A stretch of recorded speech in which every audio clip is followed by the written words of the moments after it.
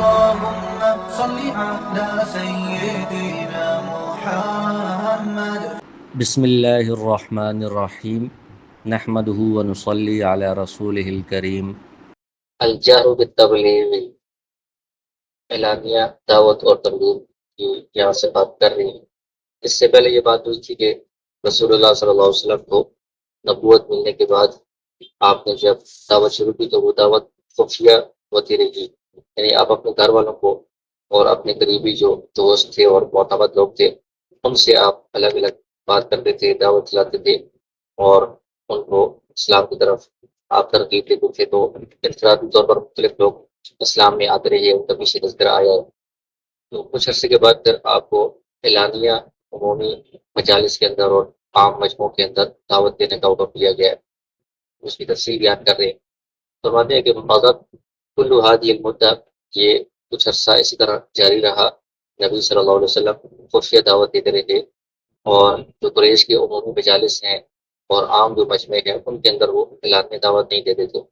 یہ کتنا عرصہ تھا تو اس کے بارے میں یہ کہا جاتا ہے کہ 3 سال تک یہ تقریباً ایسا عرصہ تھا کہ جس میں خفیہ دعوت چلتی رہی۔ اس دوران جو لوگ اسلام میں آگے تھے مسلمان،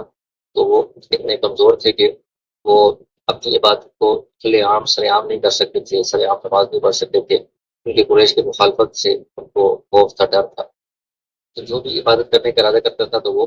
مکہ کی گھاٹیوں میں کسی الگ جگہ پر چلا جاتا تھا اور وہاں پر چھپ کر نماز پڑھا کرتا تھا۔ وہ جب لما دخلت دین کے اندر کتنے لوگ داخل ہو گئے، جو 30 سے زیادہ ہو گئے مسلمان، آہستہ آہستہ جو دین کے اندر آتے رہے، تو وہ 30 سے جب بڑھ گئے، زیادہ ہو گئے، اب آپ صلی اللہ علیہ وسلم کے لیے لازم تھا کہ آپ ان سب کو کسی ایک جگہ جمع کریں، ان کے ساتھ بیٹھیں، بات چیت کریں اور ان کی آپ رہنمائی کریں اور وہ آپ دینی جو تعلیمات ہیں یہ سکھائیں، اس کی تعلیم دیں۔ اس کے لیے ایک مرکز کی ضرورت تھی یا ایک مدرسہ کی ضرورت تھی جہاں پر جمع ہو کر دین کے سیکھنے سکھانے کا اور رہنمائی کا سلسلہ چلتا رہے۔ اس بار رضالی کا دار الارقم، اس سلسلے میں آپ نے ارقم بن ابی الارقم رضی اللہ عنہ صحابی تھے جن کا پیچھے ذکر آیا ہے، ان کے گھر کو آپ نے اختیار کیا، کیونکہ یہ جو گھر تھا یہ جو عام قریش کے جو بڑے لوگ ہیں ان سے یہ ہٹ کر تھا اور ان کا تعلق بنو مخزوم کے ساتھ تھا۔ بنو مخزوم کے ساتھ جو قریش والے ہیں، بنو ہاشم یا بنو مطلب والے، ان کا تھوڑا مخالفت تھی، تو ان کے گھر کے اوپر کسی کو اتنا ذرا شک نہیں ہو سکتا تھا کہ یہاں پر مسلمان جمع ہو رہے ہیں، اس لیے ان کے گھر کو آپ نے اختیار کیا اور تھوڑا بڑی جگہ بھی تھی، سب لوگ اس میں آ سکتے تھے۔ تو ان کا پیچھے تذکرہ آیا ہے کہ انہوں نے کیسے اسلام قبول کیا، اور پھر اسی دوران آپ ان کے گھر میں جمع ہوتے رہے۔ محمد علیہ السلام شروع میں تو آپ اس طرح خفیہ دعوت دیتے رہے، پھر آپ کو 3 سال کے بعد علانیہ دعوت کا حکم دیا گیا۔ یہ آیات نازل ہوئیں، فَاصْدَعْ بِمَا تُؤْمَرُ، آپ کو جس بات کا حکم دیا گیا ہے اس کو آپ علی الاعلان سنا دیں، علی الاعلان وہ کام کریں، وہ دعوت دیں۔ وَأَعْرِضْ عَنِ الْمُشْرِكِينَ، اور مشرکین کی باتوں سے، ان کی مخالفت سے آپ اعراض کریں۔ آپ نے جو خفیہ دعوت تھی اس کو جہرن دعوت میں تبدیل کر دیا، یعنی اعلانیہ دعوت شروع کر دی، اللہ تعالیٰ کے حکم کو پورا کرتے ہوئے، اور اللہ تعالیٰ نے جو آپ کے ساتھ وعدہ کیا تھا نصرت کا، مدد کا، اس پر اعتماد کرتے ہوئے آپ نے علی الاعلان مخالفتوں کے باوجود اعلانیہ دعوت شروع کر دی۔ اس سلسلے میں سب سے پہلے آپ نے یہ کیا کہ صفا جو پہاڑی ہے اس پر آپ چڑھے اور آپ سب کو پکارنے لگے، آواز دے کر، مختلف جو قریش کی شاخیں تھیں، قبائل کہ اے بنی فہر، اے بنی عادی وغیرہ، مختلف ان کا نام لے کر پکارنے لگے کہ کوئی اہم معاملہ ہے اور یہاں پر آپ میرے پاس آ جائیں۔ تو اس وقت کوئی بھی ایسا مشکل معاملہ ہوتا تھا، جو کوئی اہم بات ہوتی تھی، اسی طرح پہاڑی پر چڑھ کر اعلان کیا جاتا تھا، سب کو بلایا جاتا تھا، اور بلانے والے بھی آپ صلی اللہ علیہ وسلم تھے، تو آپ کی اخلاق کے بارے میں اور سچائی اور امانت داری کے بارے میں سب لوگ جانتے تھے، اس لیے ہر شخص وہاں پر آنے کی کوشش کر رہا تھا۔ جو بندہ خود نہیں آ سکتا تھا تو اس نے اپنے کسی پیغام قاصد کو بھیجا، کسی نائب کو بھیجا کہ وہ وہاں سے خبر لے کر آئے کہ کیا بات ہے۔ تو ابو لہب جو تھا آپ صلی اللہ علیہ وسلم کے چچا، ابو لہب بن عبد المطلب، یہ بھی آ گیا اور قریش کو لے کر آ گیا۔ اور پھر آپ صلی اللہ علیہ وسلم نے جب سب لوگ جمع ہو گئے تو یہ خطبہ دیا، اور اس میں آپ نے پہلے تمہید کے طور پر یہ کہا کہ اگر میں آپ کو اس بات کی خبر دوں کہ اس وادی کے پیچھے سے ایک لشکر آ رہا ہے اور تم پر حملہ کرنا چاہتا ہے، اکن تم مصدقین، کیا آپ لوگ اس بات میں میری تصدیق کریں گے؟ قالوا نعم، تو سب لوگوں نے کہا کہ بالکل ہم آپ کی تائید کریں گے، تصدیق کریں گے۔ اس سے پہلے ہم نے کبھی یہ تجربہ نہیں کیا کہ آپ نے جھوٹ بولا ہو. آپ ہمیشہ سچ بولتے ہیں تو آپ کی ہم تصدیق کریں گے اور جو بھی آپ بات کہتے ہیں اس کو ہم مانیں گے. اعلیٰ تو اس تمہید کے بعد آپ نے ان کو اگلی جو اصل بات تھی وہ دین کی دعوت، اسلام کی دعوت، وہ آپ نے دی. فَإِنِّي نَذِيرٌ لَكُمْ بَيْنَ يَدَيْ عَذَابٍ شَدِيدٍ کہ میں تمہیں اس عذاب سے ڈرانے والا ہوں جو آگے آنے والا ہے، بہت سخت عذاب ہے. وہ مطلب یہ تھا کہ اسلام کے اندر آپ آ جائیں اور شرک کو، بت پرستی کو چھوڑ دیں، ورنہ اس شرک کی وجہ سے، بت پرستی کی وجہ سے آگے بہت سخت عذاب آنے والا ہے. یہ بات سن کر جو سب سے پہلے آپ کا چچا تھا ابو لہب، اس نے مخالفت کی اور اس نے کہا کہ تب اللہ کا ہمارے لیے ہلاکت ہو. کیا اس بات کے لیے آپ نے ہمیں جمع کیا تھا؟ تو یہ تب پر لگا اس نے آپ صلی اللہ علیہ وسلم کے لیے استعمال کیا لاگت کا لفظ. تو اس وقت اللہ تعالیٰ نے جواب میں یہ سورہ لہب جو ہے یہ پوری صورت نازل کی ہے. اس میں یہ کہا گیا کہ تبت یدا ابو لہب و تب کہ ابو لہب جو ہے اس کے ہاتھ ہلاک ہو جائیں، تو مطلب وہ خود ہلاک ہو جائے. و تب اور وہ ہلاک ہو چکا ہے. اس میں آ گیا کہ بس اس کی ہلاکت بالکل قریب ہے. ما اغنى عنه ماله اس کا مال اس کو کوئی کام نہیں آئے گا. وما کسب اور جو بھی اس کی کمائی ہے، سبداری کوئی بھی چیز ہے وہ اس کو کوئی کام نہیں آ سکے گی. دنیا میں بھی اس کو نہیں بچا سکتی اور آخرت میں بھی اس کو یہ چیزیں، مال کمائی وغیرہ ایجاد نہیں دلا سکے گی. سیصلی نارا ذات لہب ان قریب وہ آخرت میں ایسی آگ میں داخل ہوگا جو شعلوں والی ہوگی. تو یہ جو ابو لہب تھا اس کو بھی ابو لہب اس لیے کہا جاتا تھا کہ اس کا جو چہرہ تھا وہ بہت زرد تھا اور بہت یہ مضبوط اور روشن چہرے والا تھا، تو آگ کی چنگاری کی طرح روشن ہوتا تھا. تو اسی لہب نام کی وجہ سے یہ کہا گیا کہ جو جہنم کی آگ ہو وہ بھی اسی طرح شعلوں والی اور چنگاریوں والی آگ ہوگی، اس میں اس کو داخل ہونا پڑے گا. امراۃہ اور اس کی جو بیوی ہے وہ بھی جہنم میں داخل ہوگی. حمالۃ الحطب وہ لکڑیاں ایندھن اٹھانے والی ہے. اجیدیا حبل من مسد اور اس کی گردن کے اندر گریبان میں جو رسی ہوتی ہے اونچ کی بالوں کو وہ جوڑ کر رسی بنایا کرتے تھے وہ پڑی ہوئی ہے. کہتے ہیں والقصد من حمل الحطب بھی اس کی بیوی کے بارے میں آ رہا ہے کہ وہ ایندھن اٹھا رہی ہے. اس سے مراد یہاں پر ہے المشی بالنمیمہ، چغلیہ کھانا، کہ وہ آپ صلی اللہ علیہ وسلم کے بارے میں جھوٹی باتیں گڑھ کر نواد نسائی عورتوں کی مجلس کے اندر جا کر جھوٹی باتیں طے کرتی تھی، چغلیاں طے کرتی تھی. اس چیز میں یہ کہا گیا ہے. ثم نزل علیہ پھر آپ صلی اللہ علیہ وسلم کے اوپر یہ آیات نازل ہوئی وانذر عشیرتک الاقربین کہ آپ اپنے جو قریبی خاندان والے ہیں، رشتہ دار ہیں، ان کو بھی آپ خبردار کریں، ان کو بھی آپ خاص طور پر دعوت دیں.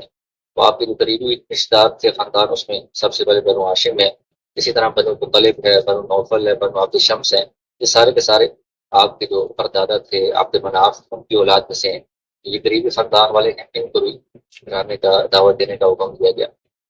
اور ساتھ ساتھ یہ بھی کہا گیا وقت جناح کا لمن تبا کا من المؤمنین کہ آپ کے جو ایمان لانے والے ہیں، آپ کے جو تابعداری کرنے والے ہیں، ان کے لیے آپ اپنے آپ کو پست رکھیں، مطلب نرم رکھیں، اور ان کے ساتھ آپ نرمی والا، عاجزی والا سلوک کریں. ناسو کا پہلا عشیرت والاقربون جو آپ کے خاندان والے ہیں، قریبی رشتہ دار ہیں، اگر آپ کی نافرمانی کرتے ہیں، بات نہیں مانتے، فقل تو آپ کہہ دیجیے انی بریء مما تعملون میں تمہارے جو اعمال ہیں کفر شرک وغیرہ اس سب سے بری.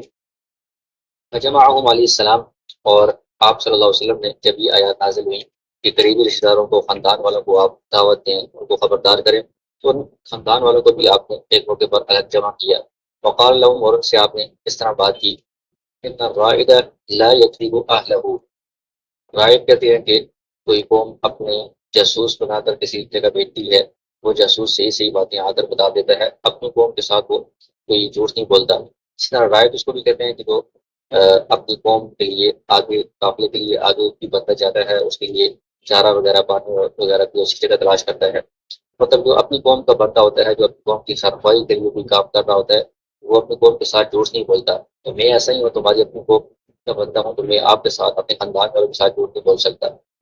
اگر میں ساری انسانیت کے ساتھ جھوٹ بولوں تب بھی تمہارے ساتھ جھوٹ نہیں بول سکتا، اور اگر میں سب لوگوں کو دھوکہ دے دوں تب بھی تم لوگوں کو، یعنی اپنے خاندان والوں کو دھوکہ نہیں دے سکتا. اللہ الذی لا الہ الا هو اللہ کی قسم جس کے سوا کوئی معبود نہیں، میں اللہ کی طرف سے تمہاری طرف رسول بنا کر بھیجا گیا ہوں، خاص طور پر ہماری طرف کوئی الناس کافۃ اور ساری انسانیت کی طرف عمومی طور پر رسول بنا کر بھیجا گیا ہوں. اور پھر آپ نے ان کو آخرت کے متعلق بتایا کہ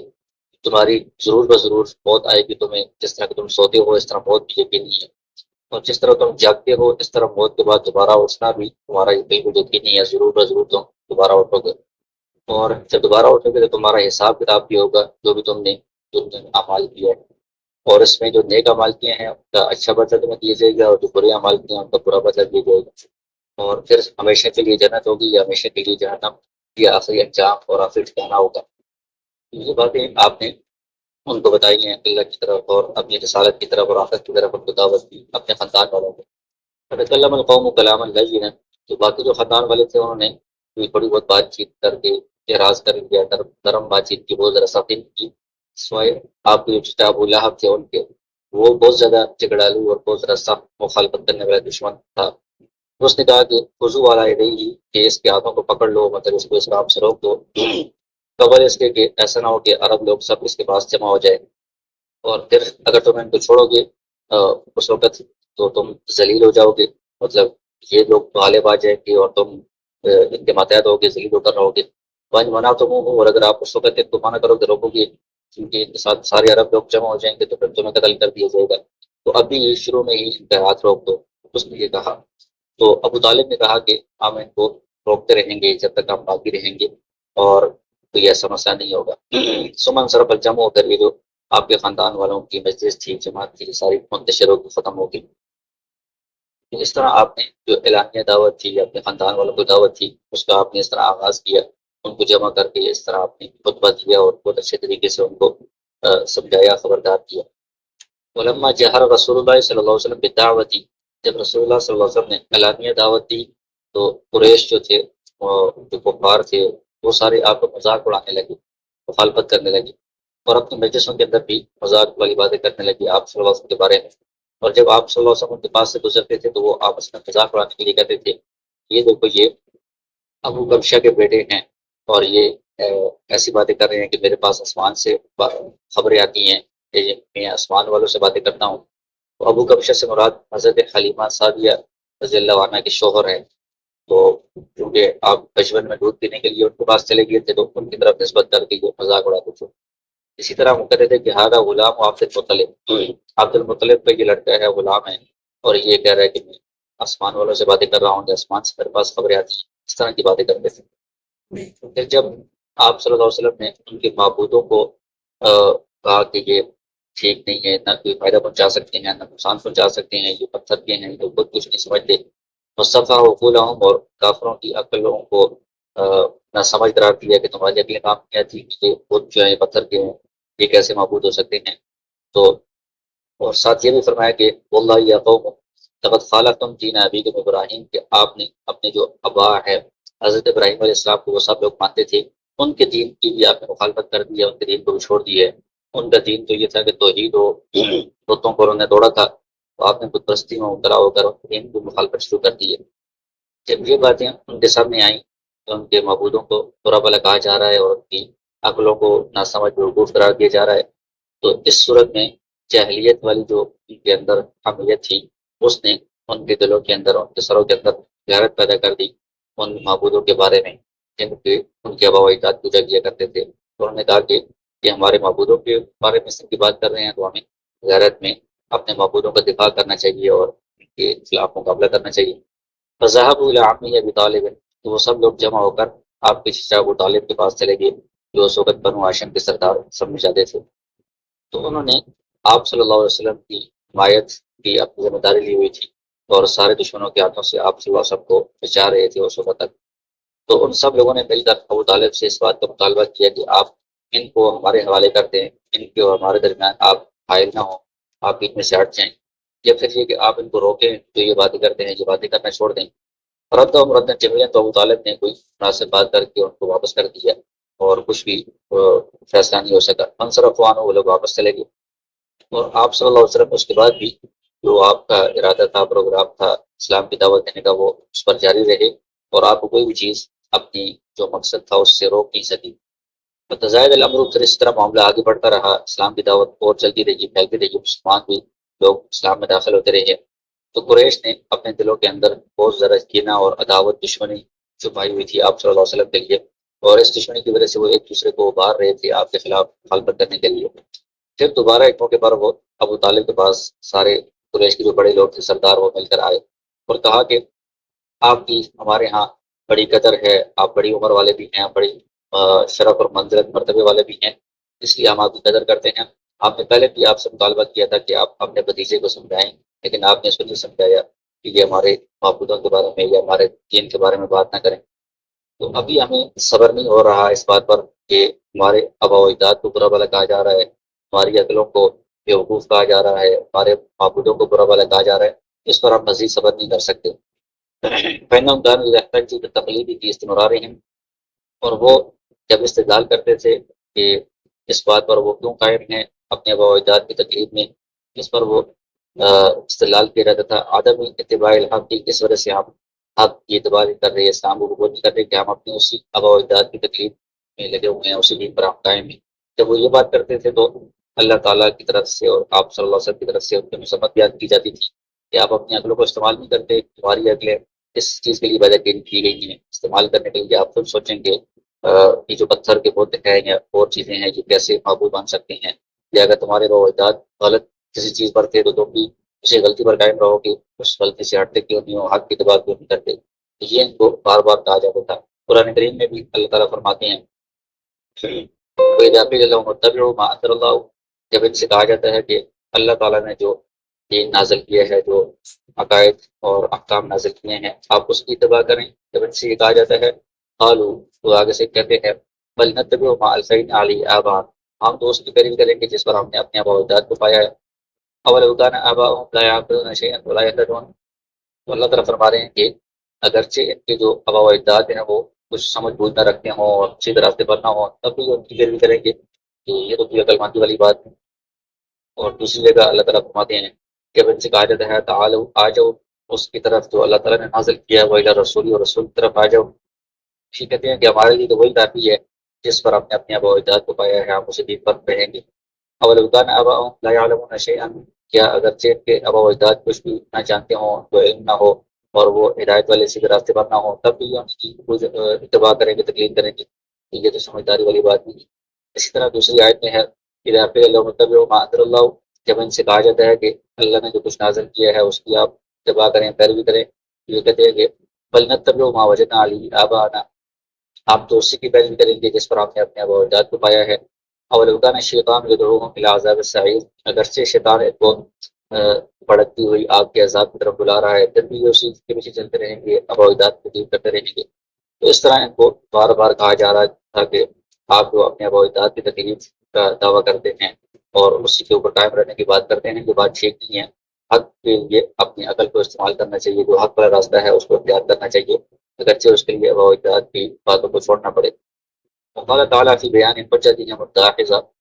اور ان کی جو یہ باطل دلیل تھی، کمزور دلیل تھی، اس کے بارے میں اللہ تعالیٰ فرماتے ہیں بل قالوا انا وجدنا آباءنا علی امۃ وانا علی آثارہم مقتدون، یہ کہتے ہیں کہ ہم نے اپنے آباء و اجداد کو ایک دین کے اوپر پایا تھا اور ہم اس کے نقش قدم پر چل رہے ہیں، تو ہم ہدایت والے ہیں. فلما شبہہم بمن قبلہم من الامم، اور ان کو تشبیہ دی گئی جو پہلے والی امتیں تھیں جن کے اوپر عذاب آیا تھا، ان کے ساتھ ان کو مشابہ قرار دیا گیا اس بات میں کہ جو پہلے والے تھے وہ بھی یہی کہتے تھے کہ ہم اپنے آباء و اجداد کے دین پر قائم رہیں گے، اس کو نہیں چھوڑ سکتے. اور یہ جو بات ہے یہ تعصب اور دشمنی پر دلالت کرتی ہے کہ بندہ حق بات کو نہ مانے، عقل کو استعمال نہ کرے اور اپنی آباء و اجداد کی بات پر اڑا رہے، ڈٹا رہے. یہ پہلی امتوں کے اندر بھی تھا، وہ بھی ناکام ہوئے، ان پر بھی عذاب آیا، یہ بھی اسی کی مثل کر رہے ہیں. تو اس کے بارے میں فرمایا گیا قال اولو جئتکم بأہدی مما وجدتم علیہ آباءکم، اللہ کے نبی تھے، انہوں نے کہا کہ کیا میں تمہارے پاس اس سے زیادہ کر ہدایت والی درست چیز لے کر آیا ہوں جس پر تم نے اپنے آباء و اجداد کو پایا ہے، پھر بھی تم میری بات نہیں مانو گی. قالوا انا اسی کو تو ہم نے جواب میں کہا کہ نہیں، جس چیز کو آپ کو جو چیز دے کر بھیجی گئی ہے، آپ جس چیز کے ساتھ بھیجے گئی ہیں اس کا تو ہم کفر کریں گے، انکار کریں گے. مطلب اگرچہ آباء و اجداد کا دین غلط ہو اور نبی جو لے کر آئے وہ برحق ہے، پھر بھی اس کو نہیں مانیں گے اور اسی ہٹ درمی پر ضد اور اناد پر قائم رہیں گے. یہ پہلی امتوں والے اس طرح کہتے تھے، یہ بھی انہیں کی مثل ہیں، یہ بھی اسی طرح کر رہے ہیں. فلما تمسکوا بحجۃ التقلید لآبائہم، جب انہوں نے کہا کہ ہم اپنے آباء و اجداد کی تقلید کرتے ہیں، یہ انہوں نے دلیل بنائی ہوئی تھی. تو جر ذالک، تو یہ دلیل اس بات کی طرف لے کر جاتی تھی کہ ان کے آباء و اجداد کو یہ کہا جائے کہ ان کے اندر عقل نہیں تھی، سمجھ بوجھ نہیں تھی اور وہ ہدایت پر نہیں تھے، قرآن کے اندر جیسے پیچھے آیات میں آیا ہے. تو اب یہ بات جو ہے نا وہ ان کے دشمنی کو اور ان کی کینہ کو، بغض کو اور زیادہ مارنے والی تھی اور زیادہ بھڑکانے والی تھی. تو اس بات پر وہ ابو طالب سے کہتے تھے کہ یا تو آپ ان کو روک لیں کہ اس طرح کی بات نہ کریں، اور نازل ہوا یا پھر یہ کہ ہم مقابلہ کریں گے ان کا بھی اور آپ کا بھی اس بارے میں، یہاں تک کہ ہم دو فریقوں میں سے کوئی ایک ہلاک ہو جائے گا، اس وقت تک ہم مقابلہ کرتے رہیں گے۔ تو یہ کہہ کر سمن صرف وہ واپس چلے گئے۔ فعزم علی ابی طالب، تو ابو طالب کے اوپر یہ بات بہت ناگوار گزری کہ ان کی جو قوم ہے وہ ان سے الگ ہو رہی ہے اور ان کے مقابلے میں آ رہی ہے، یہ ان کے مقابل دوسرا فریق ہے اور یہ ایک فریق میں ہے۔ تو ان کا دل جو ہے وہ خوش نہیں تھا اپنے بھتیجے کو چھوڑنے پر، وہ اپنی قوم کا بھی مکمل ساتھ نہیں دے سکتے تھے اپنے بھتیجے کو چھوڑ کر، اور اپنے بھتیجے کے ساتھ ہوں اور قوم کو چھوڑ دے، تو یہ بھی ان کو ناگوار گزر رہا تھا۔ تو اس صورت میں انہوں نے آپ صلی اللہ علیہ وسلم سے فرمایا کہ جب نہ آتی ہیں میرے بھتیجے، جو ہماری قوم والے لوگ ہیں، خاندان والے لوگ ہیں، وہ میرے پاس آئے تھے، انہوں نے مجھے یہ بات کی ہے۔ آپ کی اللہ نفس سے کہ لہٰذا آپ اپنی جان پر بھی رحم کریں، مہربانی کریں، اور میرے اوپر بھی آپ اس کام کا بوجھ نہ ڈالیں جس کی میں طاقت نہ رکھتا ہوں، مطلب اتنا بڑا بوجھ کہ میں یا آپ کو چھوڑ دوں یہ بھی میرے طاقت میں نہیں ہے، اور ان کو چھوڑ دوں یہ بھی میرے طاقت میں نہیں ہے، تو آپ اتنا بوجھ مجھ پر نہ ڈالیں۔ نبی صلی اللہ علیہ وسلم یہ سمجھے کہ شاید یہ جو میرے چچا ہیں یہ مجھے چھوڑنے والے ہیں اور یہ قوم کی طرف جانے والے ہیں، تو اس لیے آپ نے ان کو صاف صاف بتا دیا کہ اللہ کی قسم اگر یہ سورج کو میرے دائیں ہاتھ میں رکھ لیں اور چاند کو میرے بائیں ہاتھ میں رکھ دیں اور یہ کہیں کہ میں اس دین کو چھوڑ دوں گا، اس دعوت کو چھوڑ دوں گا، ماں فالتو میں کبھی بھی ایسا نہیں کروں گا۔ یہ سورج اور چاند والی بات یہ ایک محاورے کے طور پر ہے، مثال ساری دنیا بھی اگر مجھے لا کر دے دیتی ہیں اور اس کے بدلے میں یہ کہتے ہیں کہ آپ اس دین کو چھوڑ دیں، دعوت کو چھوڑ دیں، تو میں کبھی بھی ایسا نہیں کر سکتا، یہاں تک کہ میں اس کو جاری رکھوں گا دعوت کو، یہاں تک کہ اللہ تعالیٰ اس دعوت کو دین کو غالب کر دیں گے، یا پھر یہ کہ میں ہی اس راستے کے اندر ہلاک ہو جاؤں گا، فوت ہو جاؤں گا، لیکن میں اس کام کو چھوڑ نہیں سکتا۔ تم بکا اللہ، اور پھر آپ صلی اللہ علیہ وسلم رونے لگے اور واپس چلے گئے۔ تو ابو طالب نے کہا کہ اب مل کے اپنے آپ ہی آ جاؤ اے میرے بھتیجے، دوبارہ ان کو واپس بلایا، تو آپ دوبارہ واپس آئے تو فرمایا کہ کس حب جاؤ فقل ما احببت، جو آپ چاہتے ہیں وہ آپ کہتے رہیں، مطلب دعوت دیتے رہیں، اللہ کی قسم میں آپ کو نہیں چھوڑوں گا۔ تو وہ آخر وقت تک آپ صلی اللہ علیہ وسلم کی تائید کرتے رہے، حمایت کرتے رہے۔ تو یہ آپ صلی اللہ علیہ وسلم کی اللہ دعوت تھی، تو اس میں اگرچہ آپ کے اپنے خاندان والے اور آس پاس سارے علاقے والے آپ کے مخالف ہو گئے تھے، اور سخت دشمنی اور اعنات اور مخالفت ہو رہی تھی، اور مسلمانوں کو مختلف تکلیفوں پہنچائی جا رہی تھی، اس کے باوجود آپ صلی اللہ علیہ وسلم نے اپنے جو مقصد تھا اور اپنی جو دعوت تھی اور اپنا جو مشن تھا اس کے اندر ذرا بھی کمی نہیں کی، اور اس کے اندر مسلسل آپ لگے رہے گئے۔ یہ آپ صلی اللہ علیہ وسلم کی استقامت کی دلیل تھی، استقامت کے نشان